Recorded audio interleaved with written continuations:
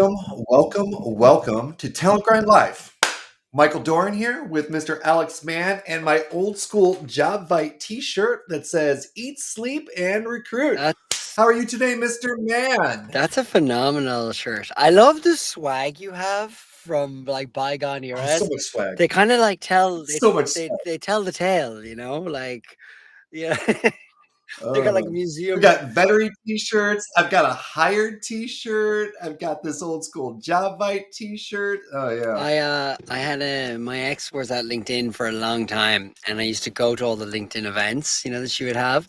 And LinkedIn loved a good t-shirt back in the day, and I have so many that were like in shape. I go to like a fitness thing they were doing. It's like everything was in puns, and I used to like have everything, all their swag. Still have a lot of LinkedIn swag from back in the day. Oh, why buy t-shirts when companies give them to you for free? I don't mind when they're good. As somebody who was responsible for buying swag back in the day, it is a thankless job for the person who has to buy the swag. It's a very thankless role, because nobody is ever happy, and you need a good budget to do it right. Good budget, but there's nothing like a good piece of swag. So, to Alex, you shared this Axios report that I don't know. It's saying that falling business confidence and Trump tariffs may not affect hiring yet. And I just have like one thing to say: fuck macroeconomic data. Honestly, Swear straight in. granted, fuck macroeconomic data. It's never had any relevance to my life, or to anybody I see around me, people in my network.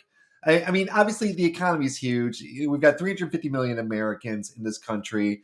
We have lots of different industries. We have lots of different segments. I feel like many of them are just invisible to the Yeah. majority of us. Right?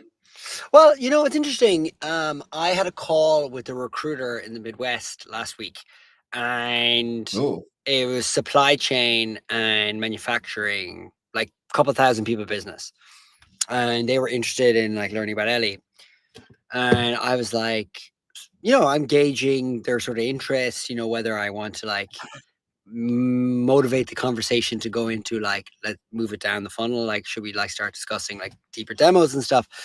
And he's like, man, I'm just really looking around. And I was like, oh yeah, like, tell me why. And he's like, well, we're basically going on a hiring freeze now. And I was like, what do you mean? And he's like, well, we're super concerned as a business. So like, we're basically putting the kibosh on investment for the year across the board.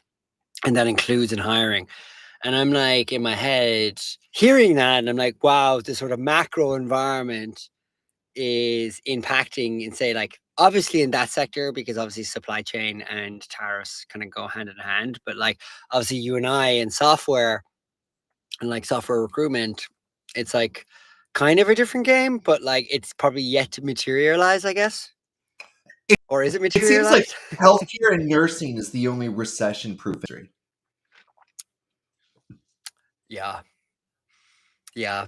Healthcare I and mean, nursing. I kind it's of it, regret never taking a stint at a.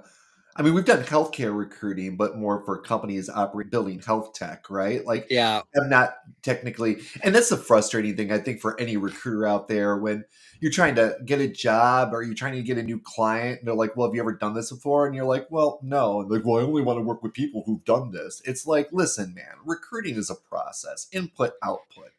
Tell me what your specifics are. I'll learn everything I need to know from AI and we'll find good people for you. You know what I mean? Totally. And I mean, it goes back to what we were talking about. We've spoken about many times, which is like making a business case internally for like recruiting, Yeah. and being able to like get on the level of a CFO, which is what is a cost per hire? What is it cost us to retain it? What's the upside value? What's the ROI of like a piece of like humanity within your organization? What's the cost of not having that person? And being able to speak to these kinds of metrics, because I think probably now even more so as of this week. We talk about this a lot on our live, but like, trying to be on that seat of that table, I think it's like probably more than ever now, like being able to speak in that language. So, what do you think about the big news yesterday with the tariffs, Alex? What are your thoughts? I mean, without trying to sound comedic or like honestly, if it was articulated in such a way that it was like, this is why we're doing this, and here's how this makes sense, and it was like, we're going to do this in a bipartisan way, I would may feel better about Right. the short-term pain for long-term gain sort of ideology that they're espousing. But I think it's very symptomatic of a broader issue, I think, since November, which is just communication is not necessarily their forte. And ultimately, this sort of confusion now, it was signaled for weeks that Liberation Day, inverted commas, was the second.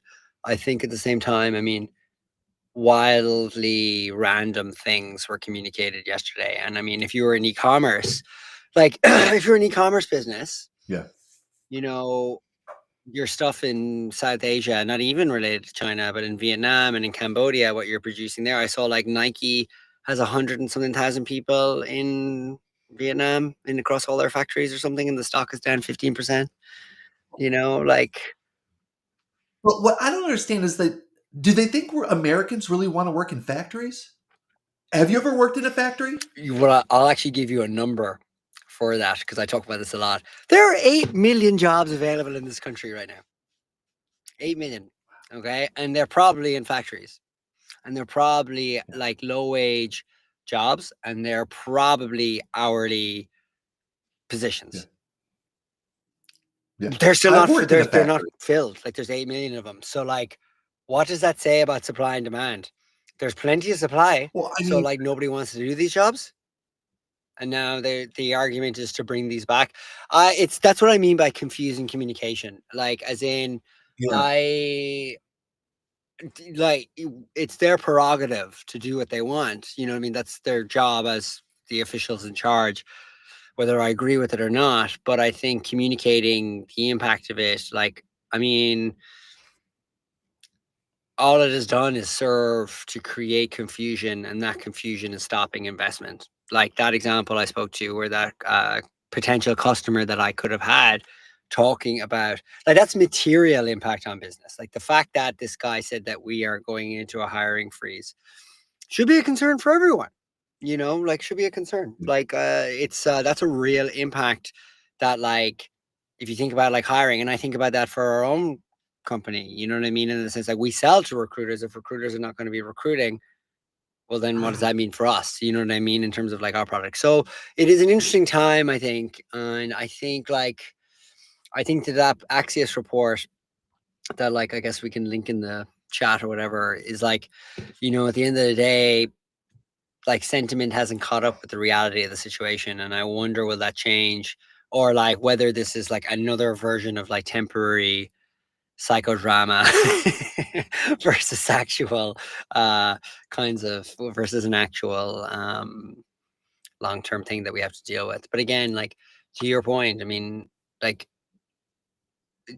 like, you kind of recruit for software, and so what material impact this will have, I guess, will be borne out over the next couple of months. I think it'll be more like if the whole economy feels like it's going into recession versus like industry specific. Well, now they're throwing around the most dreaded of all terms, which is stagflation. I mean, man, like, We were on track to come in for a soft landing. Like I read an article today that was like all he had to do was just let things continue on as they were. The economy would have gotten better, and he could have claimed credit for everything. But for whatever reason, Trump gets ideas in his head from the 80s and 90s, and then they never leave.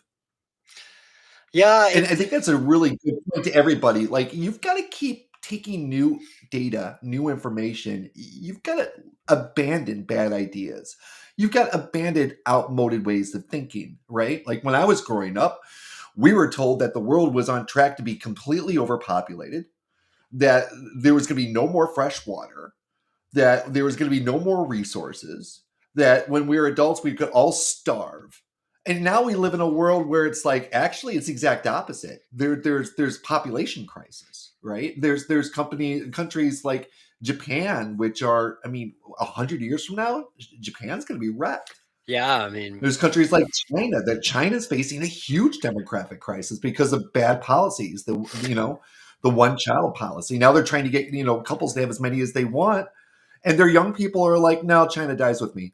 I'm not having kids." yeah, I mean, like it's just a very like unique, I guess, situation that we now have to live in. But I mean, like you've been through .com. Like I didn't go through .com. Financial crisis was my first one. So like I guess these Yeah. things kind of come in waves, and it goes back to just kind of figuring out how to get your process right. And like, as an organization, whether it's in recruiting or marketing or sales, it's just like adapting to it. So if you're adapting to like a recruiting process, I would imagine that like for those that are listening, like one of probably the big things is just like where are areas you can optimize without cutting people, but you can cut cost and time, which goes back to the, It's a weird labor market. So I've got older yeah. kids, right? And like they can't even get local jobs, Yeah, but there's also nothing stopping them right? getting on their bike and doing DoorDash, which wasn't available to us either. Right. Or there's I think Walmart's got one where you can deliver Walmart groceries, which kind of seems appealing to some of them. But then all of a sudden they have to become 1099 contractors. They've got to do quarterly Yeah, it's filings. not They've like got the to delivery they've got to work. become Yeah. business people, right? And like, I mean, it's hard enough for me as an adult with two corporate entities. Like I've been in tax paperwork hell all morning. You're going to throw that onto a teenager? It's just the whole labor market just seems like it is out of whack.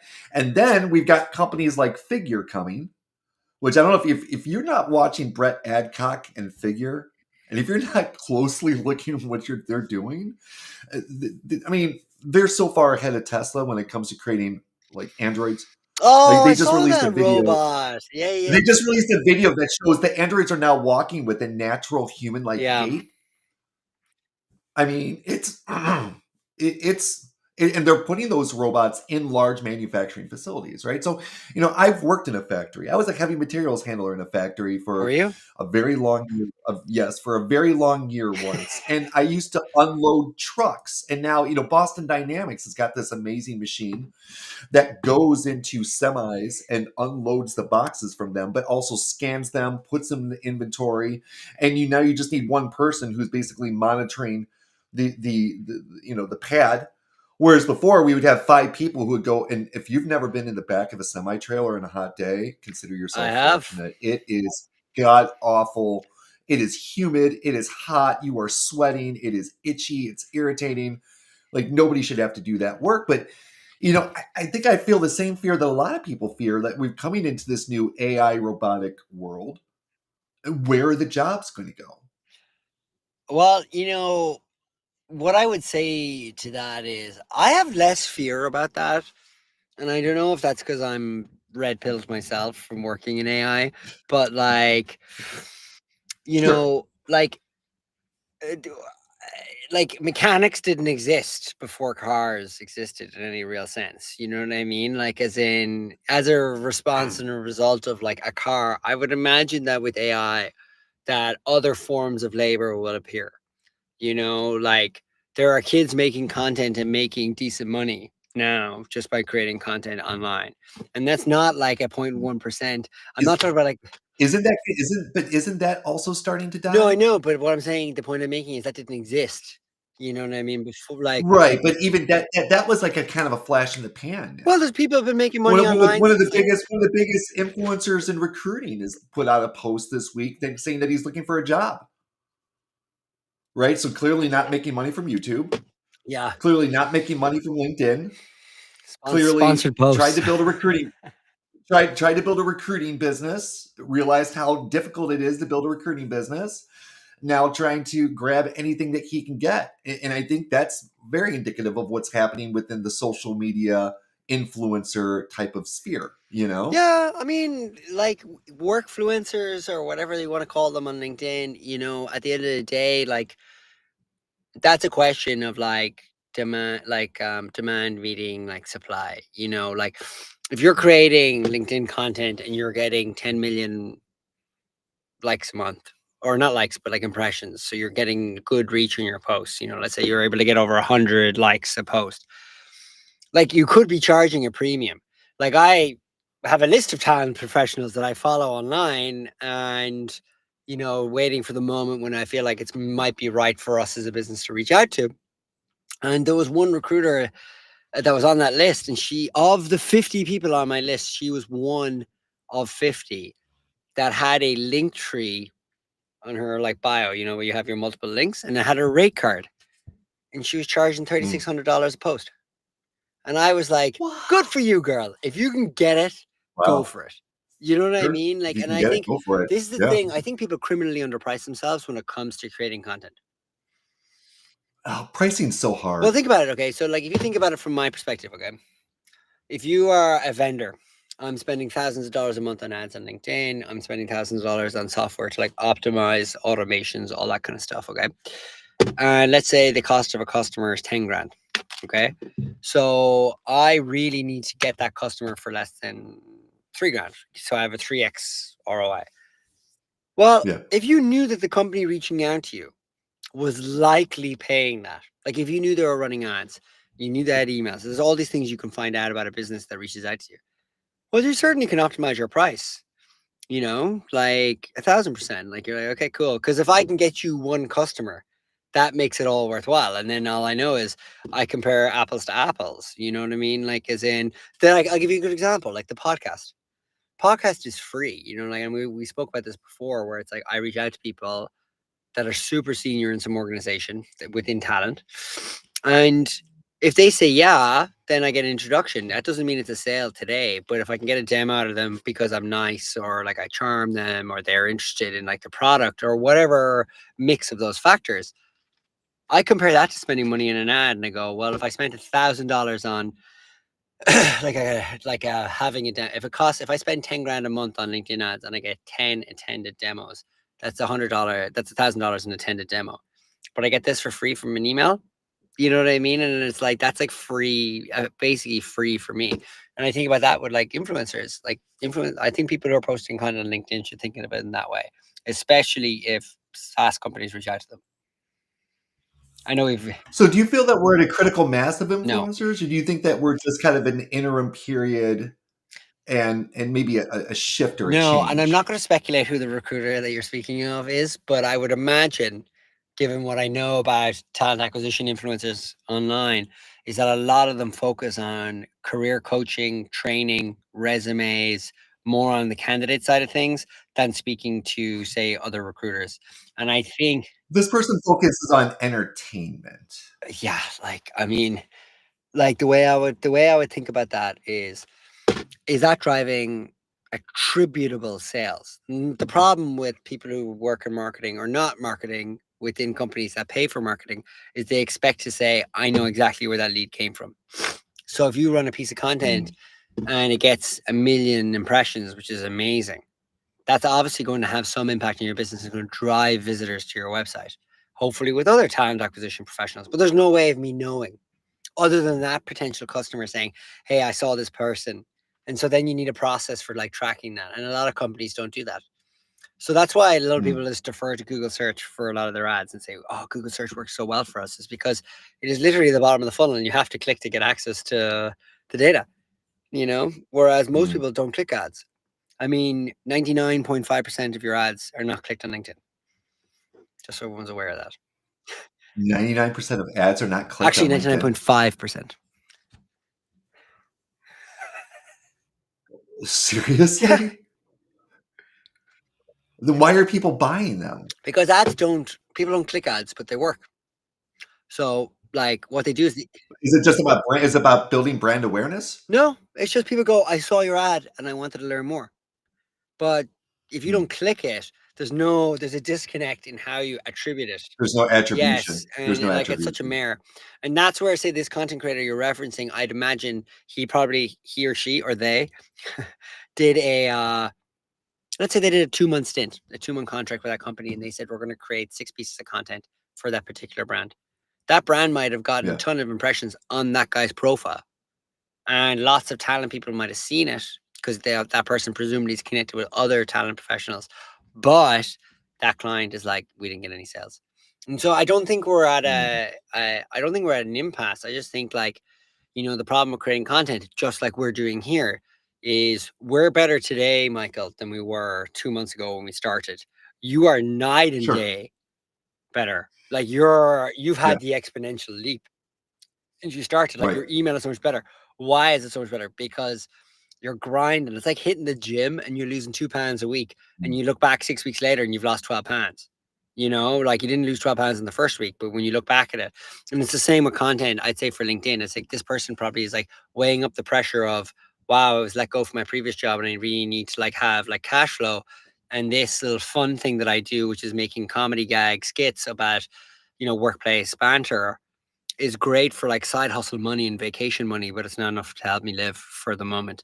And so like you Yeah. do need to like grow it and nurture it. But I think like we are this form of media where LinkedIn is obsessed with video. Like LinkedIn is like priding its future on this. I mean, I get all the B2B ads from LinkedIn and all the messaging from like my reps, and they are constantly telling me to do way more video. Like constantly. Yeah, it's weird because I'm putting out videos on LinkedIn, but I hate videos on LinkedIn and I don't like to watch them. It's, but I mean, I know I'm not indicative of every person in the Totally. world, right? So you have to set your personal biases Well, yeah, of aside, course. right? But I mean, it's interesting. But if they're going to optimize the content because they think that it gets more engagement and effectively turn LinkedIn into TikTok, like business talk, I don't know how else to describe what they're doing. But even they've completely aped the design aesthetic of TikTok for like what they're doing. So like clearly like that's where they're pushing in that direction. And I imagine I'd say it's partly probably a reason to get rid of the AI fluff. So we might be lucky out of this because there's so much AI fluff on LinkedIn. It is like mind numbing. Like I look at people's posts on LinkedIn and I go, oh my God, man, come on. It'll take you 2 seconds to edit this, you know? I think what annoys me about LinkedIn, which is funny because we're doing a LinkedIn Live here, is that LinkedIn doesn't give its users any way to monetize. I mean, I've mentioned before, my wife works at Substack. I have long talks with her, and I feel like I get a deep understanding of the business. And I think what makes Substack so unique, and people who are anti-Substack just don't get, is that everything that made Facebook and LinkedIn a fortune in terms of ad revenue, Substack gives that to their creators, Yeah. right? All the network effect, everything that made Meta into the juggernaut that it is, Substack then takes and gives to the people who are creating and building on it, and then says, we're going to take 10%. They jumped from 4 million paid to 5 million paid in 4 months. So they're now starting to get that exponential curve, right? Where it's just picking up. It's getting more and more speed. And you're seeing like all these media people. I mean, I really think that Substack is the future of media. Because I mean, look at what Jim Acosta did. He brought his entire viewership over. He got up to 100,000 paid in no time. If he's charging, $10 a month, he's making money. Well, exactly that. And he doesn't have a boss. He doesn't have a boss. 1,000%. Like the opportunities there, I think, and the platforms are there to make that happen. Like my concern with something like Substack would be the same concern that people had when Medium launched, which was like, will this last? You know what I mean? Like, but it seems to me that like Substack, like Patreon, these are good businesses that help like individuals. You're looking at me going, what? Because I mentioned Patreon. Oh no, you said Patreon. I've got inside But information but on there that you go. company. But this is the point I'm making is like, how long term, like hopefully Substack makes it and stays like creator friendly. You know what I mean? Like as opposed to like, I don't see why they wouldn't, because their business model is to enable creators to make living off of their platform, and then they're just taking a vig off of it, right? They're taking their 10%. So why would they start to siphon off that network effect for themselves? It goes against their fundamental business model, right? And so that's like, I've been working with AI, and basically it's like, how do I transfer my 19,400 and some followers from LinkedIn to Substack? Like yeah. that's my number one focus this year. You've right? And 19,000 so followers. it's putting out content and putting links in the comments, right? Because like, and it's like LinkedIn is so anti helping us that your post will be negatively affected if you put a link inside the post. You've got to follow up. So I could schedule a month's worth of shorts and all this content, but yet I still have to follow up on every single one and then put links in the comments Yeah, in order to get any traction off of yeah, them. I know. It's wild. And to what effect? I mean, what's LinkedIn's end game here? I mean, like, I think they like. I don't think they I was know, just going to say, Alex. I don't think they know because I think they're probably dealing with the difficult task of like, do we become Instagram slash TikTok on the like user side?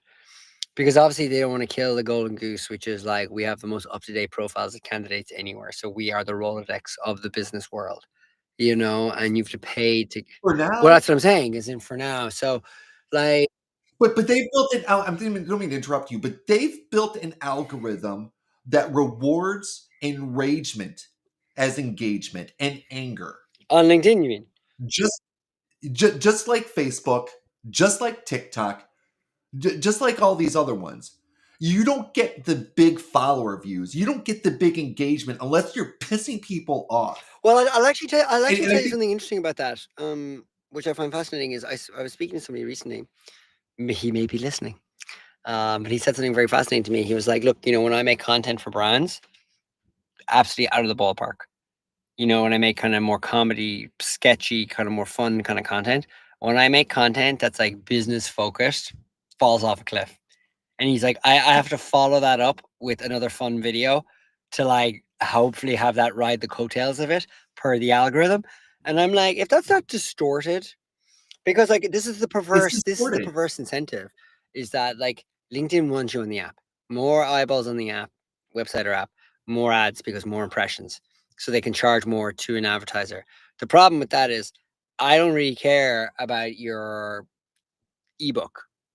You know what I mean? Or like your Loom video explaining a very specific technical thing. And so my attention will just go back over to TikTok or Instagram because that's what they're actually competing with.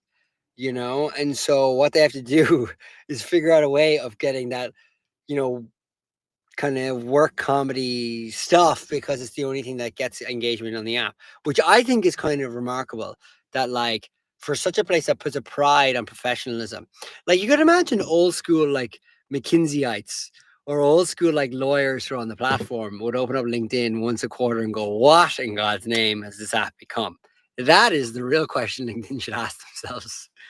Yeah, Like what is it? I don't know. I'm feeling like we're hitting critical mass. I've seen critical mass start to happen in our society in so many times, and I do think that we as a society are hitting an inflection point. I feel like I wish more people would think deeper about how they're engaging with technology and how they're rewarding technology creators.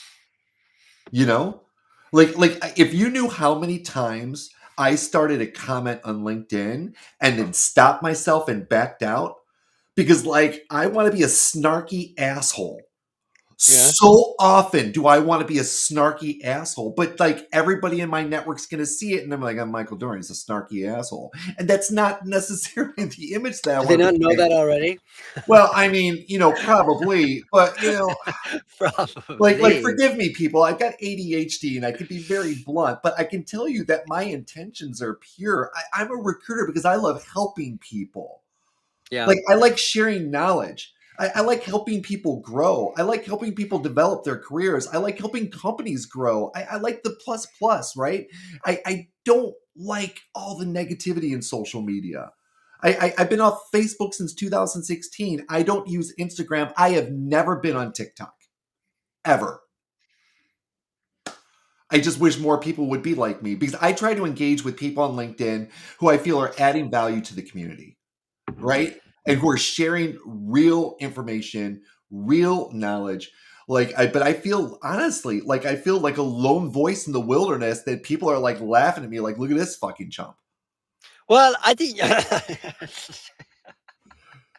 Look at this I fucking mean, Jeff. This guy's actually trying to like make society get better and help us this fucking evolve into guy. better people Um, and bring on the engagement and all the amount of politics that's on LinkedIn right now.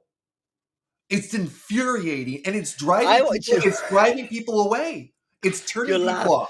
I I saw my first I guess like I like if you're on Twitter, it's like the whole For You page is just like Yeah.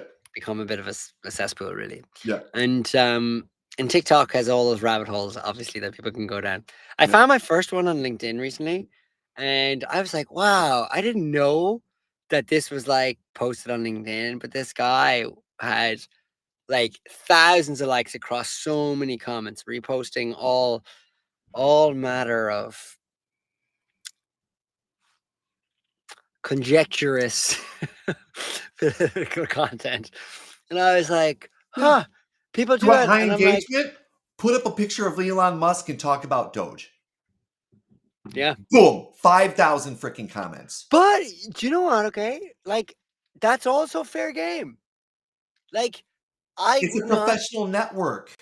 I know, but like, yo, man, like, I mean, look, if you can get paid, I have no qualms with somebody going off and now I know that we use that That's example the of somebody who problem. wasn't. Yeah. That's the But problem. like, I know somebody who creates a thing called faceless YouTube channels. Okay. And basically, he uses a bunch of AI to create channels on topics. So trending topics. So let's say like Dogecoin is like going to the moon or something.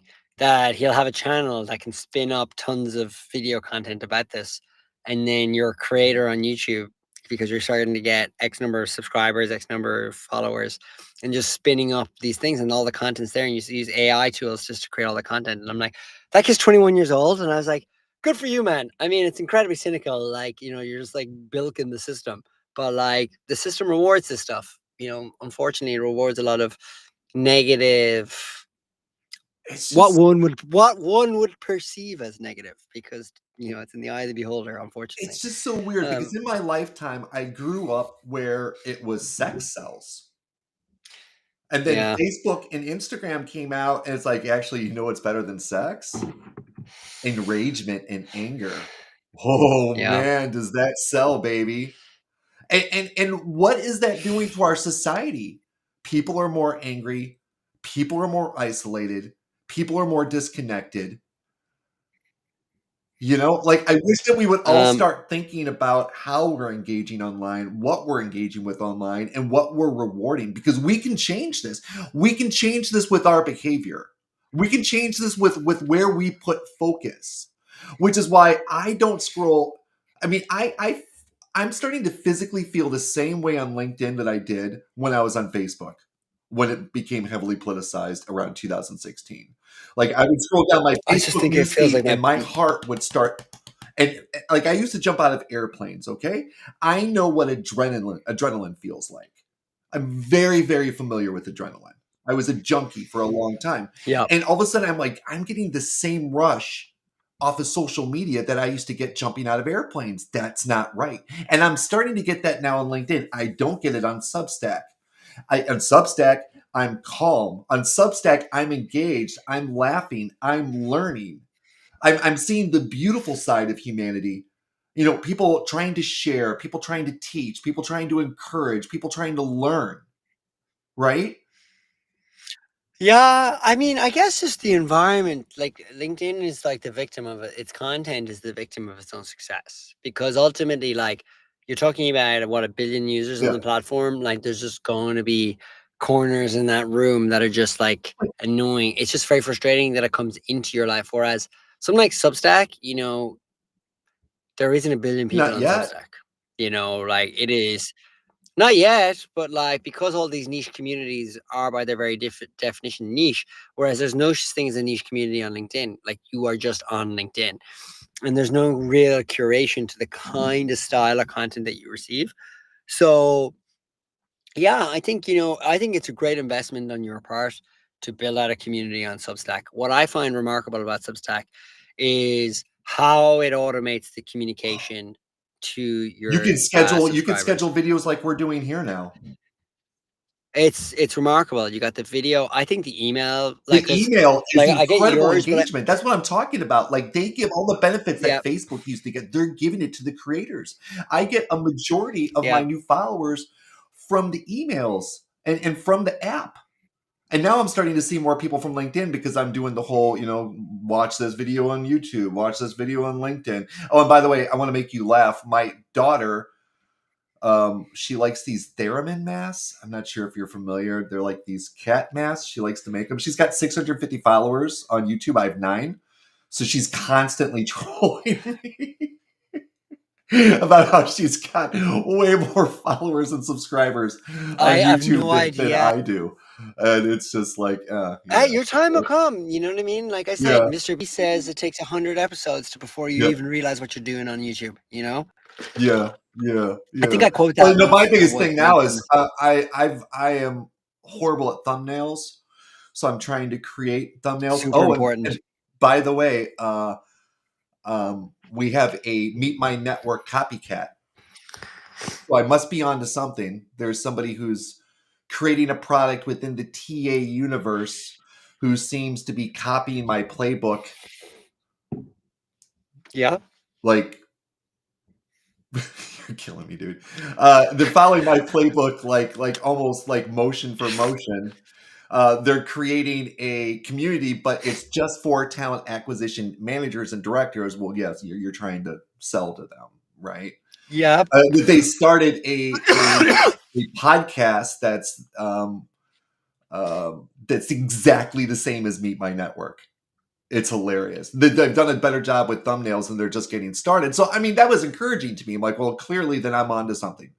Clearly, Hey, if I somebody's already copying what I'm doing, then I've got the right idea here. as sports coaches will typically tell kids, like at halftime, focus on your own performance, not the opposition.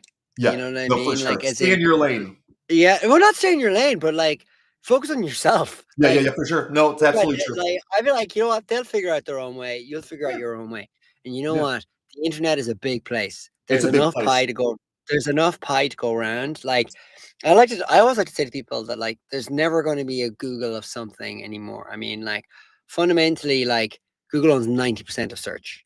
Yeah, it's great. I'd love to have a monopoly business effectively. For now, I But mean, like, well, complexity is okay. going So up, and now I mean, they're metaphorically, sacrificing search to their AI. yeah, well, I mean, Jesus Christ, Gemini, and don't even get me started. But like, what I would say, like, I think about say like even like Ellie, like there are a range of competitive products on the market in the space that we play in, and I'm like, you know what, man, like plenty of people to go around. You know what I mean? Every company has a value. That podcast probably has a value that somebody might see in it, and good for them. You know what I Yeah. mean? But it's like a rising tide lifts all boats as well. And I think it Mhm. is something to be like, oh, these people are doing something kind of similar to me. This is great.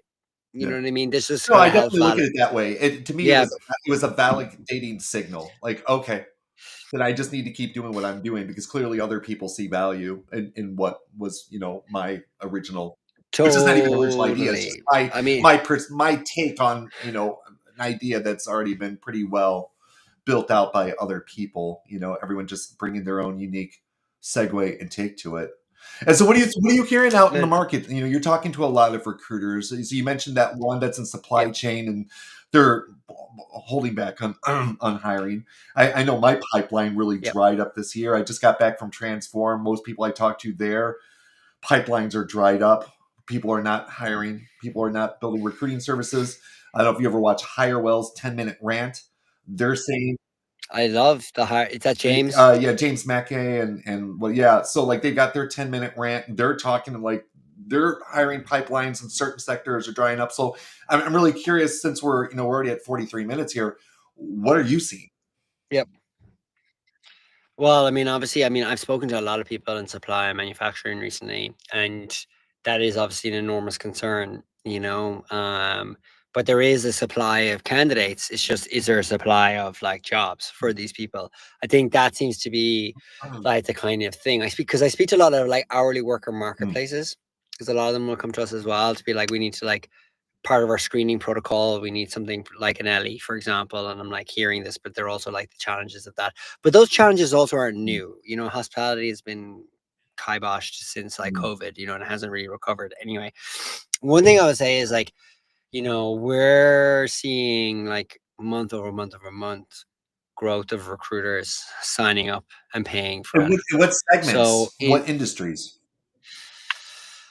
it's really a mix between in-house and Well, sure, but agency. like what So industries and like, segments, right? oh man, I mean, executive search seems to be like thriving. Really? I think, like, I feel like yeah, would So you is that an indicator that exactly? businesses are looking for leaders because they see growth coming? You tell me. You know what I mean? I find that fascinating too. I'm Like, always trying to I dig deeper see in. executive What's the psychology? I do see a lot of recruiters getting job on my feed. I do see a lot of recruiting getting jobs jobs. out there. I do see a lot of recruiting leadership jobs out there. Yeah, well, I mean, you can't have a ripcord effect of overhiring in 2021, 2022, then a complete overfiring in 2022, 23, 24. Obviously, there's a leadership gap there. You know what I mean? Where there's probably like a generation of people, like a graduating class, like that manager class that like is going into director class. You know, like where are those people that were not given the opportunity over the last say 2 years because there's just been a dearth of hiring and recruiting. I would imagine that there's probably a lot of jobs coming up now because people realize that they actually need people with expertise in this space. I do see so much, by the way. I think the Reddit recruiting thread R is slash fantastic. It's recruiting. probably like the r Okay. slash recruiting, and the amount of people in there that talk about like how hard it is as a recruiter with 10, 12 plus years experience to get a Mm. job now. That is a segment that I'm actually very fascinated in because it's like people don't want to pay for that level of expertise. So the recruiting jobs exist, but whether they exist for people who have 10, 12 years of experience versus like we want somebody with 2 to 3 years Mm. experience, you know, because they don't want to pay. So I think there's like still a misalignment between like what's in the market in terms of recruiters, like the availability or supply of recruiters versus the supply of roles and what the companies really want and want to pay for them, which I presume you probably come across. Yeah, I don't know. It's really fascinating in general. I know so many good recruiters out there who are looking for jobs who are just fundamentally powerhouses and they can't find a job. And it's like Yeah. it's to me it's I don't know, penny wise, pound foolish, I guess.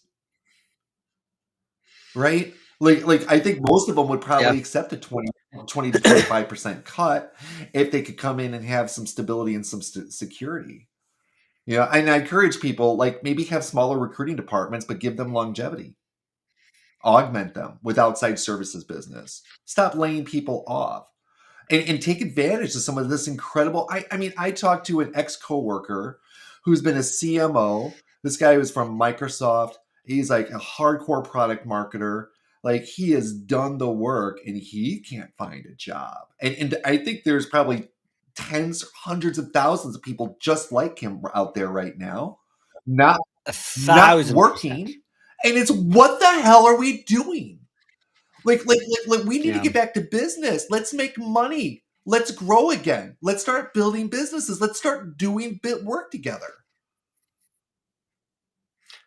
See, I like that. I like that call to arms because we discussed at the beginning of this tariffs Yeah. Like and, what the hell are we and doing? like what's it gonna Like, okay, if you want to what are we do gonna do? tariffs, but then like let's give it. Let's start building manufacturing. I mean, we have been, right? If you know how many fabs are down in Arizona right now? Intel's making Yeah. fabs, TSMC are making fabs. But I think fundamentally one of the issues is that they don't need as many people in those as they used to. More and more things are being automated. More and more things are and then now that we've got androids that are walking around that can like identify things they've never seen before and put them in the right places in the refrigerator. Like Okay, you know where's what? the I'll where's believe the it when I see. where's the promised I'll believe it when I economic see it. growth, Alex? Where's the explosion of Well, abundance for everybody? I don't Have know, you man. seen Ezra I Klein talking honestly, about their new book, Abundance? Ah, man, I've listened to him on Gavin Newsom's podcast, and I've listened to him on, I'd say, three different Yeah.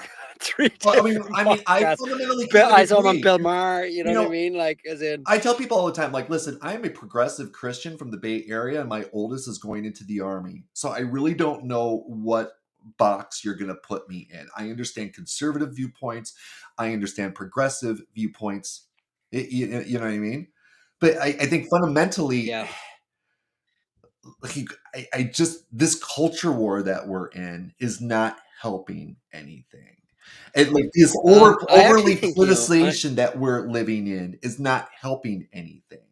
And I feel like um, we do need government because government can do large scale programs around infrastructure and things like that. But when you listen to Ezra talking about all the money that they put into rural broadband, $54 billion or something like that, and absolutely nothing got built.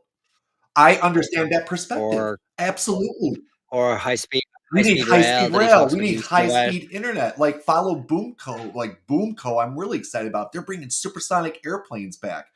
I mean, They made a good point on what I thought was a really good point from listening to Ezra Klein was like, look, it's great to have these policies on the sure. environment and everything else, but it's like Yeah. results, man. Speak to the results, like as in Lake Merced to Bakersfield. It's like this is the butt of a joke, and it's like Newsom talks about, well, it's the fastest growing part of California. That is fair, but at the same time, this thing has cost billions of dollars, and we've only got like what 150 miles of Why can train. I not take a You know, train down in LA in 3 freaking hours? It is 2025. Like we need to get yeah, building and it was again. We promised. need to build infrastructure. We need to build cities. I live right by California forever. I am so frustrated with all those people who are like, the millionaires are going to come take our dirt lots. There's nothing out there. There's nothing out there in Is that Solano where you are? County. It is brown. It is flat. There's a giant dump out there. There's nothing out there. Build a city. Build a city. It seems like there's a Six Flags there. I mean, in Vallejo, there's a Six Flags, but that's not where they want to build out by Rio Vista, which is literally 20 minutes from my house. I drive through there all the time to go up to Vacaville. There is nothing out there. Yeah. Well, that's It's farmland. Like it's old Vacaville is like farmland, but they're farmland, by not the even way. using it as farmland. Yeah, And by the way, if you've never yeah. been through the Sacramento Delta, like it is my favorite place in the world. Like I love it. I actually like going further east. I think Sierras are just sort of Well, beautiful, Sierras like are past nice, yeah. Yeah, if Sonora you wanna and go that to the direction. Sierras, which I'm probably gonna go Um, skiing because we got a yeah, big snowstorm, so I'm gonna head up to Kirkwood this weekend, but well, that's nice. It's cold here. is it? Yeah. Yeah, yeah, I still, don't it's miss like raining I don't cold, schizophrenic and weather. I do wanna send a quick shout out. So I've got a longtime client called Minnow, and just this week, they officially surpassed 100,000 paid members. It's a milestone that only a Oh, small that's key. percentage of direct-to-consumer companies ever reach. They've also exceeded 9 million in ARR and just some content. So everybody needs to, yeah. What? And What? just some context, and just some Unbelievable. context, That like is just because phenomenal. I'm building a B2C type product too, right? And they're like, to put this in perspective, fewer than 10% of consumer subscription startups ever reach 1 million in ARR. At 9 million ARR with 100,000 paid subscribers, Minnow is in the top 1 to 2% of direct to consumer subscription businesses. Most D2C companies at this scale are often Series B stage or beyond. Their net promoter score is 73, which exceeds the 70% benchmark of elite consumer brands. Their PM product market fit score is 61%, which is well above the 40% threshold, indicating strong product market resonance. And they're about to roll out a whole new suite of apps, including an audio MVP. I've been working with them since they were 3 people. They have been through hell and back trying to build this business. And just a shout out to Minnow for just crushing it. They're at my absolute favorite company of all time. That is, telling him I said this, show them that clip. I'm wowed by that. That is insane. That The is first awesome. 300 Amazonians and was one of the original bar raisers at Amazon. And working with him and them has been one of the Wow. greatest pleasures of my life. And I talked to a CHRO who I didn't get a chance to meet at Transform, and she followed up with me, and we met this week. And she's like, "Hey, listen, tell me about this fractional thing." And I think I just want to encourage everybody, if you're senior, if you're not finding jobs, if you feel like you're getting too old, like contact me and let's talk about how you can build a fractional business. It's so much easier to try before you buy, work with the company as a consultant, add value to them, give them reasonable prices. You never know where it's going to go, right? You just never know where it's going to go. Yeah. And I think that we're slowly marching towards this bright new future. But right now, Alex, we're still in the foam. Nobody can tell which way is up. Everybody's tumbling around in the washing machine, and it's just not getting better. As of March or April now, 2025, recruiters are still in hell, and it's not getting better. And on that positive note, maybe it'll be better next week. Thank you all for joining us for Talent Grind Live. Once again, I'm Michael Doran from Team Sourced and Talent Grind. We're joined by Alex Mann from Ellie.ai, which is probably one of the more innovative AI note-taking products on the market that's also reasonably cost and is optimized for recruiters. We appreciate you joining us, and we'll see you next week.